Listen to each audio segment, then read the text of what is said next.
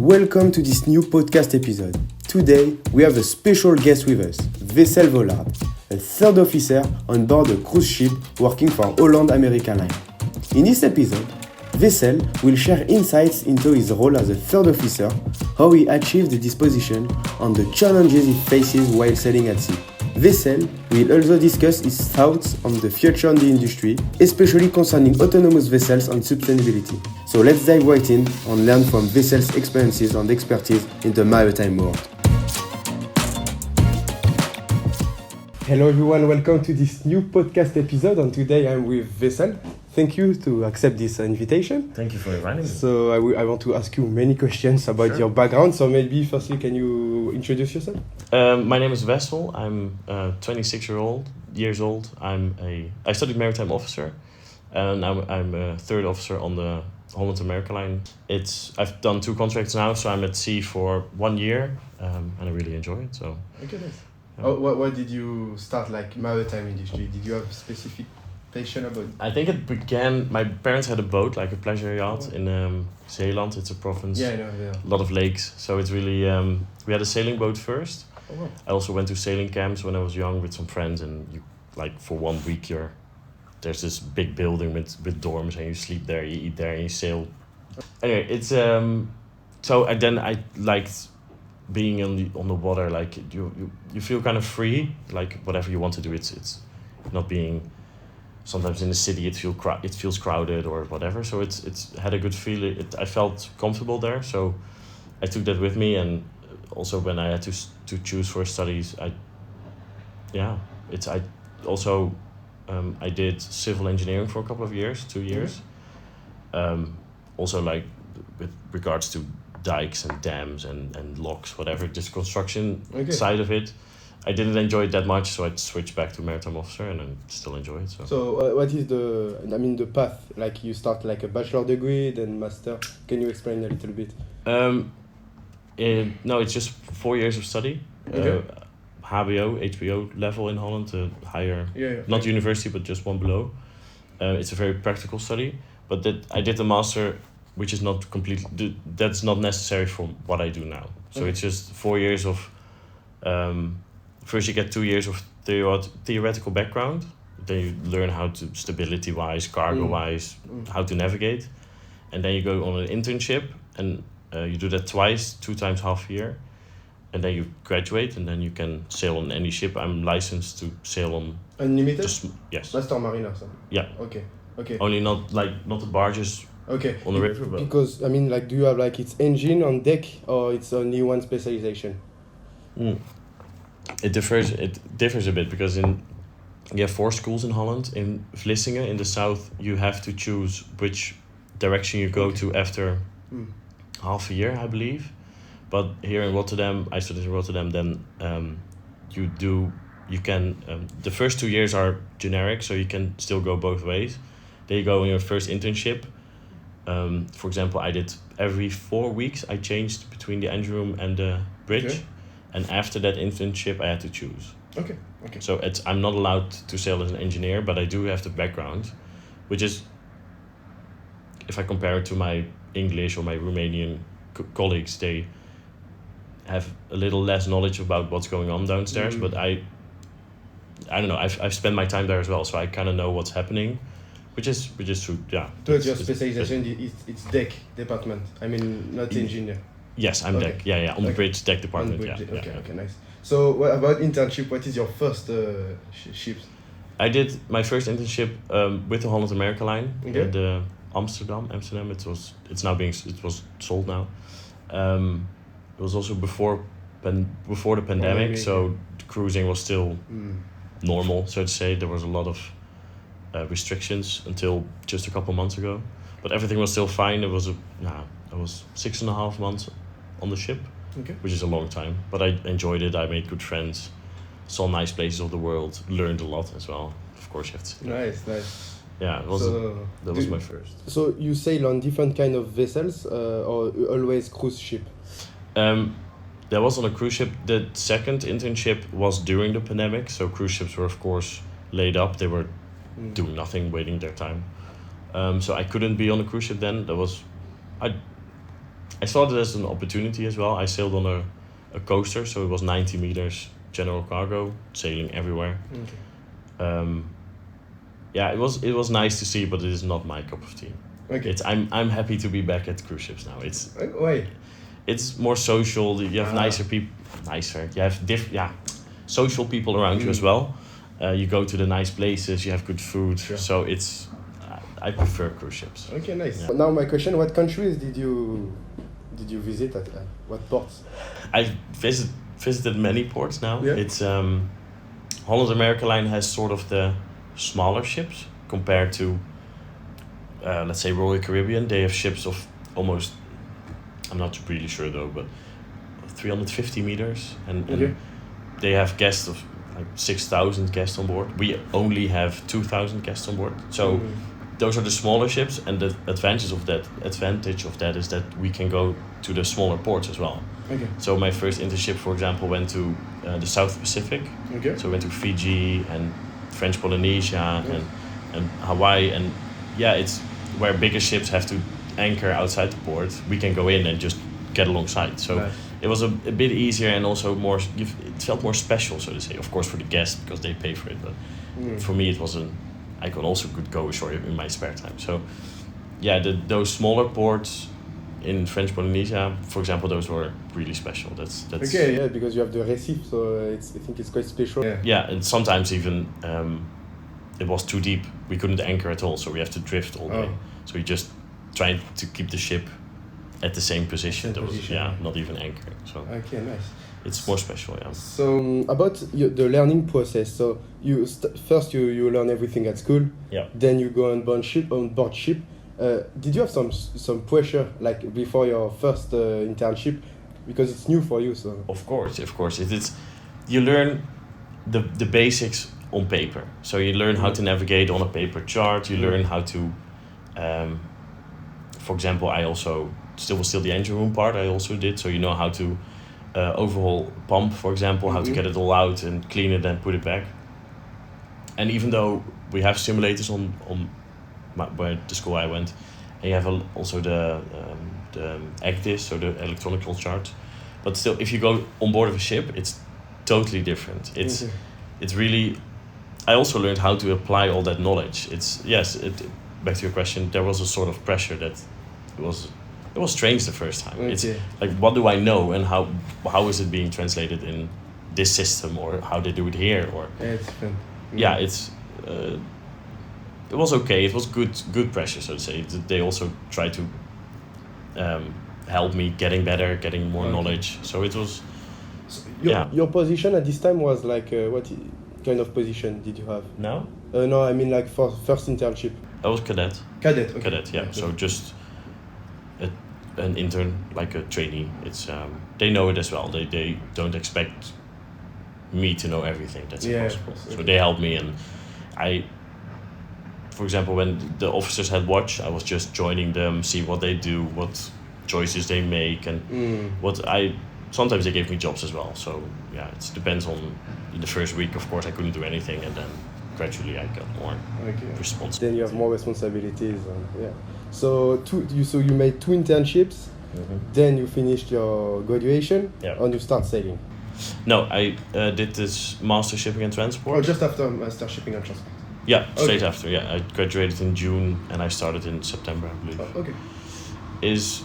I wasn't completely ready to go to get a job, so I just enjoyed also the student life, to studying too much.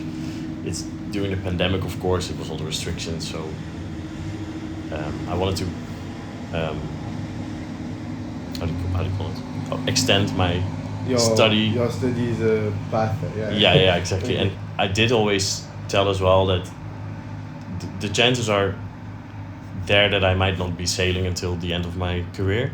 So with this 1 year of extra knowledge, and this master was also, I learned how to sail a ship, and this master gave me more information on the background of it, so supply chain management or chartering. Exactly. So the legal side, whatever. So I've got more knowledge now. If I go back to shore, if I find a job here, then I do have a bit. And you already have the good knowledge on the background to apply. Okay, nice. Yeah, so it was multiple reasons, but okay. So you finished, you say like last summer? Yes. And you start sailing this year, like 2023? No, I started in August last year, 2022. Okay. And I went to the ship in late August and I came back December, beginning of December, so 3.5 months. Okay. Yeah, so how can you describe, can you talk maybe a little bit about your worst experience on board a ship? Regarding like everything. It can be weather, it can be crew management, it can be engine failure, I don't know. Ooh, well, I'm quite lucky. There are some stories that people had a fire on board. Yeah. No, I didn't had that yet, thank God. No, it's what sometimes can be tricky, and if people want to work on ships in such teams, hierarchy is still a big thing. So, which is needed. There can only be one captain on a ship. That's a famous saying, but it's really true. So, it's sometimes you have to work with people you don't really like, or they make choices you don't like, and you still have to follow them because a third officer is the lowest on the ranking on the top 3. Yeah, so you have to follow what they. You still have to do it, right? If they say something, you cannot. Of course, you can say, "Well, I don't agree," but yeah, there were some occasions that I. Imagine the third officer said to you like, "You need to take this decision," and you know it's completely wrong. You don't have to make it. No. You can challenge it. You can say, "Well, I wouldn't do it this way, but that way." Yeah, but they can still say. Well, there is always this feeling like he's a second or a first officer that you have to follow them. It's a fine line between too much, like that you don't want to how do you call it?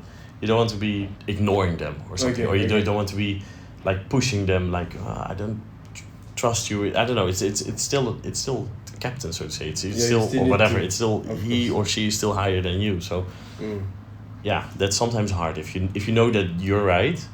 That I'm right, and you still have to follow the other one's way of doing it. That's can be tricky. Nice. And about crew, because you have people from different countries. Yeah. Sometimes it can be quite challenging to have accent or even behavior. Mm-hmm. Did you have any challenges about it or? No, not really challenges. You see a difference between cultures, so to say. Yeah. In my bridge team, we had English people, Dutch, of course. There's a lot of Dutch people at Holland American Line. But also the Romanian. We have a lot of Romanian officers.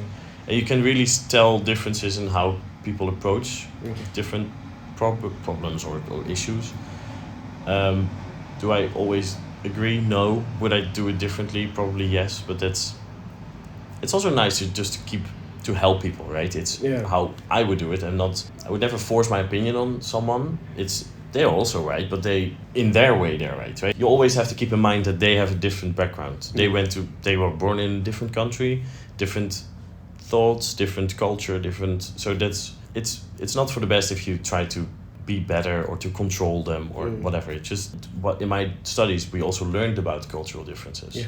So I must say, at school, I was thinking like, who cares, right? It's culture, we'll see how that goes. But in the end, it was really helpful that you have to keep in mind that also on board of cruise ships, there's a lot of Filipino and Indonesian crew. That's even completely different, and it's also the hierarchy. Then again, is there. So yeah, it's interesting. I like it. It's interesting, but in terms of knowledge, for example, we have many people from Asia, from India. Do they have like good qualifications? I mean, in comparison with Europe. No, I think they're very, very knowledgeable, but maybe it's more of a cultural thing. They are qualified for a reason, and the Holland American Line, the companies are happy with them for them to sail on the ships, right? So they also need it. European officers are getting less on the ships. There are less people going to the nautical schools, so they are really needed as well. But I think it's more of a cultural thing that in Holland or in Europe, we tend to be direct. If we want something, we ask for it. We direct, especially Dutch. Yeah, we Dutch are even more direct than the French, for example. But I think we also, if we see a job, we do it. We know what needs to be done and how to do it. But sometimes you see a difference that the Asian cultures are more following. So if you really have to say to them, can you please do this? Otherwise don't necessarily see it. But if you say they will do it because they always follow the. Yeah, and if you say so, they will do it, of course. But it's, I don't know if that's their culture. That's a difference, that they need some guidance more than we do. So yeah. On another criteria in terms of working condition, I've met many old master mariner, for example. They told me like, yes, now sailing is not good, the conditions are not good. We can't enjoy traveling because you stay on board the ship. Is that true? Or? I'm of course sailing in the cruise industry. That's also different, but it's, from my experience, if you translate it to cargo ships, yes, the world is more demanding. Globalization is asking for way more products in a shorter amount of time, bigger ships. Right? It's different than I think 30 years ago. So if a ship comes into port to discharge their cargo, back in the days it was maybe 3 days, and then they had a new job. But now it has to be done in let's say 8 hours, and then they have to sail again for the next one. So I think that's not the choice of the company or the ship owner. It's more the industry that demands it, that products are getting there faster. So it's more okay. You know what I mean? It's more the cargo flow. Everything is faster now. So anyway. Yeah, we don't want to wait for our new Nike shoes. If we order that from China, it has to be there. And about money. Yeah, of course. It's and also we are a bit spoiled nowadays. I don't know how it was 30 years ago, but we know that we can get new shoes in a day. So who wants to wait for that for 7 days now? No, yeah, for sure. Yeah, makes sense. So, and it's also with windmill parts. On the second cargo ship, on the second internship on the cargo ship, we had windmill parts. Yeah, they had to be there because the customer wants it there. They had to build a windmill. They also have a contract, so they want the parts faster. So I think it's the whole industry we're living in, the whole society we're living in now, that's demanding for more products. Okay. So, did you have like friends working in another kind of ship than cruise ship, for example, tanker or container vessel? Yeah, I had some classmates in the offshore industry. A friend of mine is now on the Tialf, the big ship on the Maasvlakte. Okay. Herema. I had some classmates on ships that they sailed pleasure yachts from the Mediterranean to Norway or something, to this area. Yeah, I had some general cargo container ships as well. It's a diverse. My class is like 20 people in there, but they're all 20 do something else. That's really nice. Do they have like, of course they have different experience than you, but like each kind of vessel, it's different challenges for you. What is I mean, like, how can I say, like, for example, tanker ships can be more challenging because you have more rules, more paperwork. Container vessel, it's very, administrative. Is that something true, or it's always the same for different kind of vessel? It differs as well. It's for the cruise industry, I think you don't necessarily always think about it, but if I'm sailing the ship, there's 2 officers on the bridge, and the 2 of us, navigational wise, we are responsible of the 3,000 people behind us. It's because of the bridge on the front side of the ship, so you just look forward, but you do have to remember that there are 3,000 people, lives behind you. So if you make a mistake, if you have a collision with another ship, potentially, by your choice, 3,000 people might die. So that's, of course, not common, but and it will never be, because we're well trained. We have a lot of equipment that warns us, whatever. But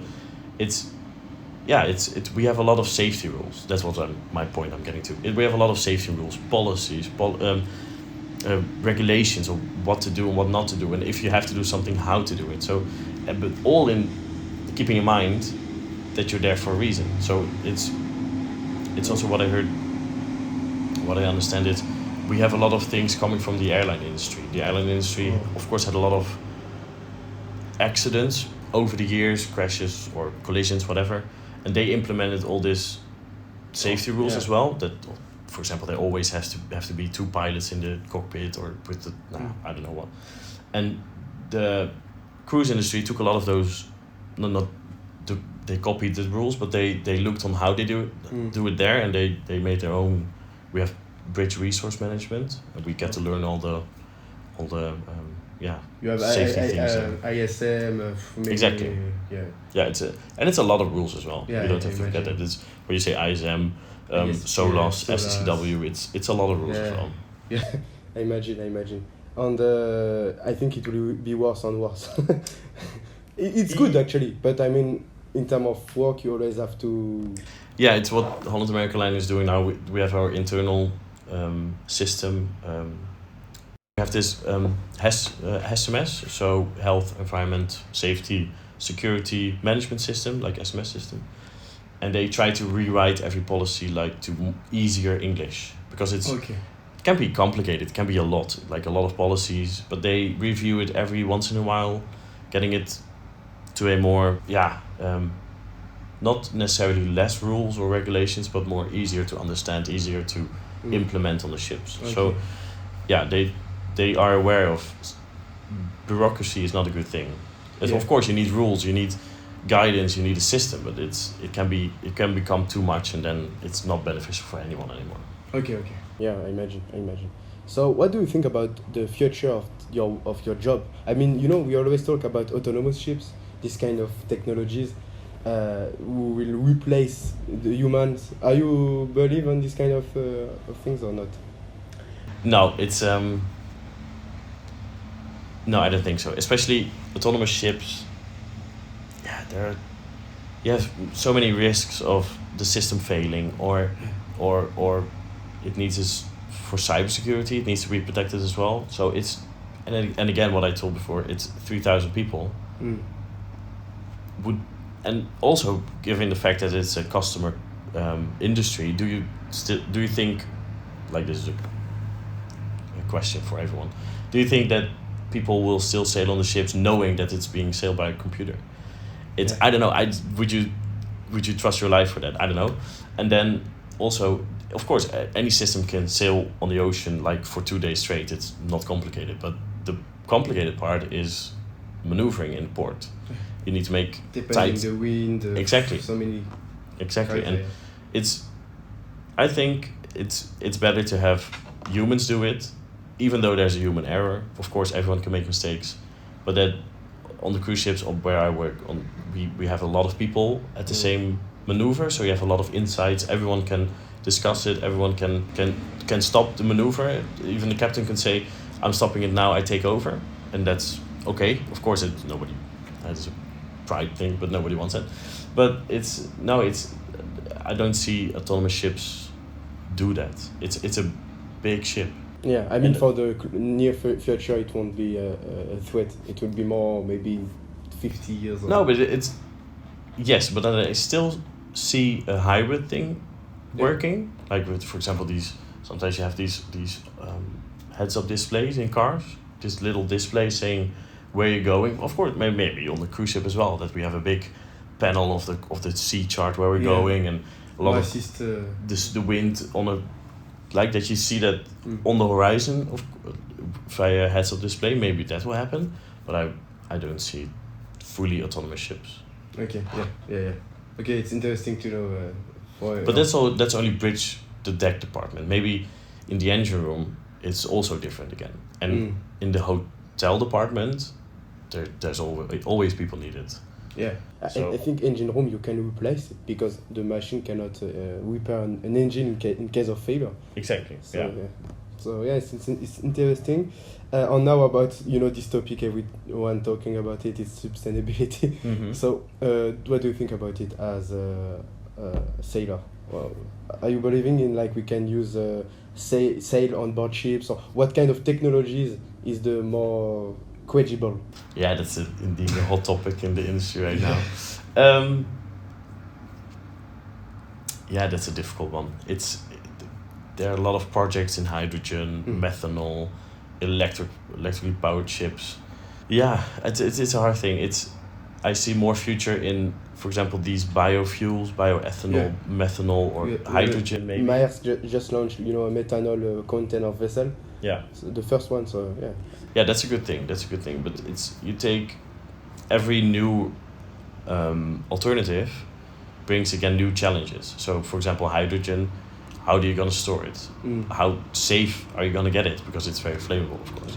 So that's the issue there. If you put a lot of batteries on the ship, how many batteries do you need for a container ship? So it's, maybe these biofuels are the best solution for now. Maybe in the future something else arises that could replace it. But what I also say is, maybe a cruise ship it's sailing on HFO, on high fuel oil, of course. Safe to say it's not sustainable. But if you do a week trip in the Mediterranean, so Nice, Rome, Tunisia, and then Barcelona and back, that's a week. If you have to fly all those people to those places, you have a lot more of exhaust gases being emitted. Oh, because you need, for one ship, 2,000 people, you might need 100 airplanes. Yeah. And they, of course, burn a lot more. So it's, given the fact that you get a lot of people on the same place, to the same destination, it's divided by those amount of people, it's less emissions than an airplane. So if you can. But still, there have to come some changes in fuel type, whatever. But we do our best as well. We have scrubbers on board of the ships. In ports we can get shore power via big plug. So that's also working now. So we do our best as well. But it's not as easy as like a car to change everything. Exactly. And what I learned in my masters, for example, with just thinking about it now, a car has a lifespan of 20 years. Max. Max. So, and a ship, a good, well-built ship, will maybe last for 50 years. So 50 years, well, you get one engine in when it's a new build.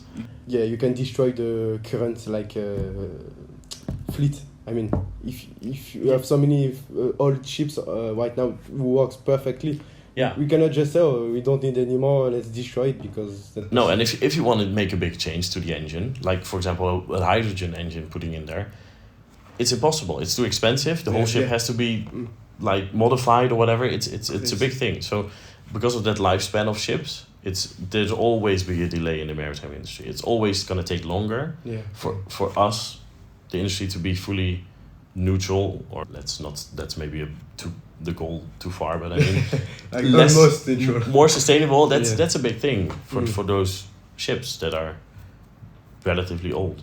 Okay.